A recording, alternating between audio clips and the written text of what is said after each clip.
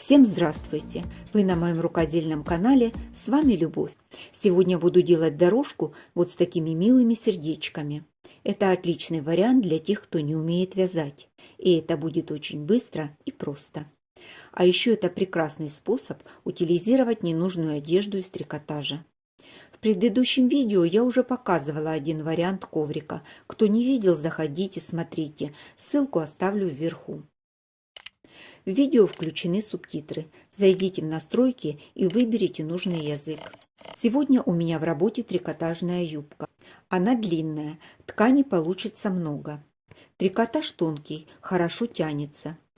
Из минусов: она плессированная. Внутри трикотажная подкладка, ее я тоже буду использовать.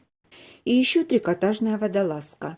Она плотнее и хуже тянется, но я ее взяла, потому что она идеально подходит по цвету. Из основной ткани буду нарезать просто полоски шириной 5 см. Длину полосок возьму за основу, все остальные буду подгонять под этот размер. Растягиваю, получается круглая трикотажная нить. На подкладке по лицевой стороне проложила мелкую строчку по долевой нити. Срезаю швы как можно ближе к строчке. Оригинальный шов широкий и при растягивании закрутится на лицевую сторону, а он мне там совершенно не нужен. Складываю полученную заготовку и нарезаю полоски шириной 5 см. До конца не дорезаю около 4 см. Разметку я не делала, режу на глаз. Получается вот такая заготовка. Отрезаю первую полоску под углом и потом все остальные по диагонали.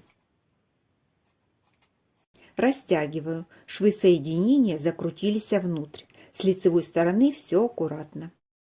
Из футболки нарезала полоски шириной 3,5 см, потому что ткань здесь плотнее. Соединяла ее так же, как и подкладку. К сожалению, этот трикотаж не скручивается при растягивании, и это усложнит работу.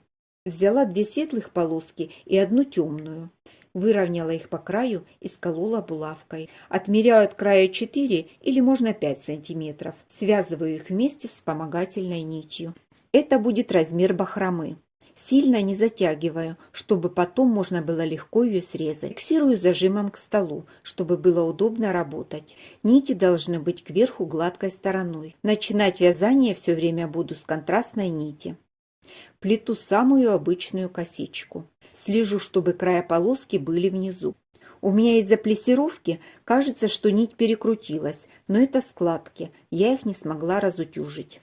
Первую косичку начинала плести слева направо, вторую буду наоборот, справа налево. Начинаю также с контрастной нити.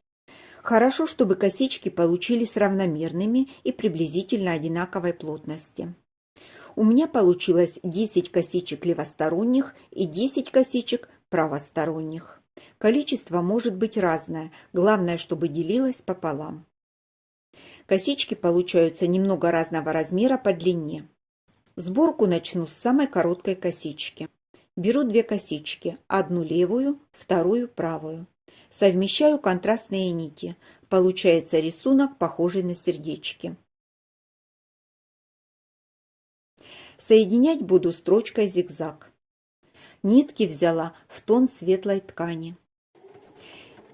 Длину зигзага выбрала самую большую, у меня 5 мм, и ширину поставила 2 мм.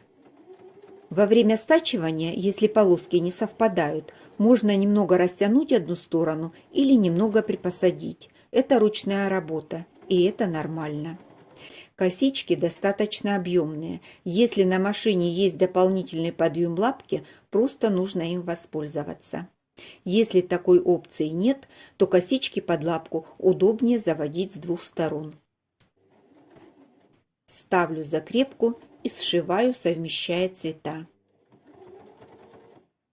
Соединила все косички попарно. Вначале поставила закрепки.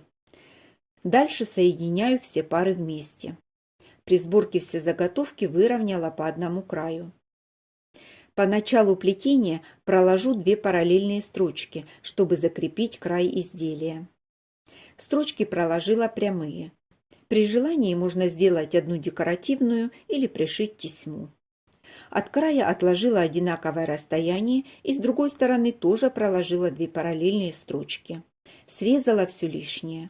Осталось подровнять края. Закончила сборку коврика. Как и обещала, это быстро и совсем не сложно. Посмотрите, какая красота получилась без особых усилий. С обратной стороны тоже все вполне прилично.